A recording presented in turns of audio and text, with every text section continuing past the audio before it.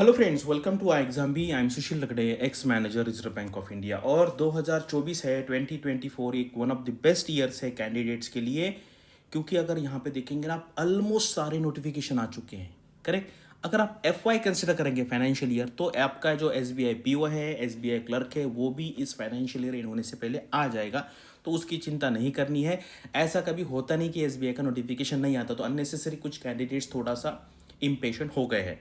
तो यहाँ पे देखो, आरबीआई का आ गया, नाबार्ड आया, सेबी आया, आईआरडी आया, आईएफएससी आया है, उसके बाद नैफिड आया है, एनएचबी, बहुत सारे नोटिफिकेशन। एनएचबी का तो दो दो बार आया है यहाँ पर। तो बहुत अच्छा ईयर है ये। अगर आप यहाँ पे कोई भी जॉब लेने में अगर मतलब सक्सेसफुल नहीं रहेंगे, तो आगे जाके आपको रिग्रेट होगा कि यार मैंने पढ़ाई क्यों नहीं की। इतने सारे नोटिफिकेशन आ गए, इतने सारे इंश्योरेंस वाले भी आने लगे। तो ये नोटिफिकेशन है, कौन सा है चलो देखते हैं। अभी शॉर्ट नोटिफिकेशन आया है, जैसे ही पूरा आ जाएगा मैं टेलीग्राम चैनल पे उसका लिंक पोस्ट कर दूंगा, या फिर मैं इसका अलग वीडियो बनाऊंगा। तो यहाँ पर देखिए, ये है IIFCL है, रेगुलर बेसिस पे है, यानी कि फुल टाइम जॉब है, परमानेंट जॉब है, असिस्टेंट मैनेजर। और यहाँ पर ग्रेड ए का है। ग्रेड ए यानी कि असिस्टेंट मैनेजर होता है, जैसे आरबीआई, नाबार्ड, सेबी में ग्रेड ए स्ट्रक्चर होता है, उसी तरीके से है।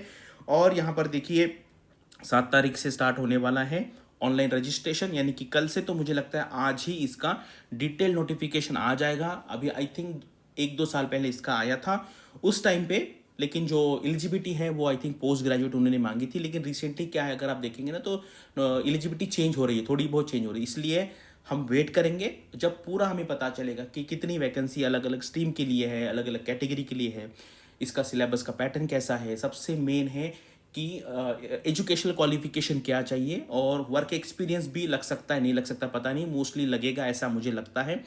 तो देखेंगे, थोड़ा वेट करेंगे।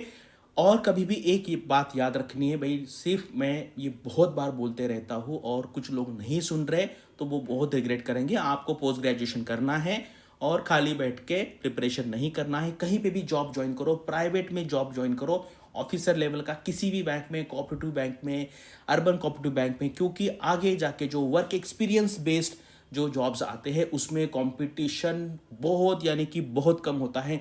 अदरवाइज आप एसएससी सीजीएल देखिए, एसबीआई पीओ देखिए, वहाँ पे मिलियंस में लोग आते हैं, तो वहाँ पर बहुत डिफिकल्ट हो जाता है जॉब पाना।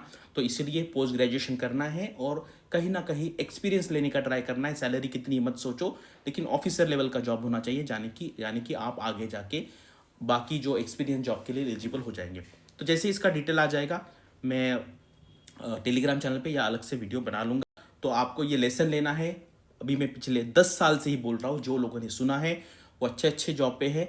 मेरे कुछ स्टूडेंट्स आरबीआई में ग्रेड सी ग्रेड डी पे गए हैं। भले वो 5 साल का कॉन्ट्रैक्ट लेवल का जॉब हो, 5 साल बहुत बड़ा टाइम होता है, और उसके बाद प्राइवेट में आपको कहीं पे भी जॉब मिल सकता है। और कुछ ग्रेड सी का परमानेंट लेवल पे भी हुआ, लेकिन उसके लिए आपके पास क्वालिफिकेशन होना चाहिए, तभी आप उसके लिए एलिजिबल हो पाएंगे। अदरवाइज आपको एवरी नोटिफिकेशन के बाद जहाँ पे पीजी लगता है या वर्क एक्सपीरियंस लगता है, आपको डिसअपॉइंटमेंट ही होगा। तो वैसा अगर आपको नहीं चाहिए, तो जल्द से जल्द कहीं ना कहीं हायर एजुकेशन की तैयारी कीजिए। Thanks for watching this video and all the best for your studies and upcoming examinations.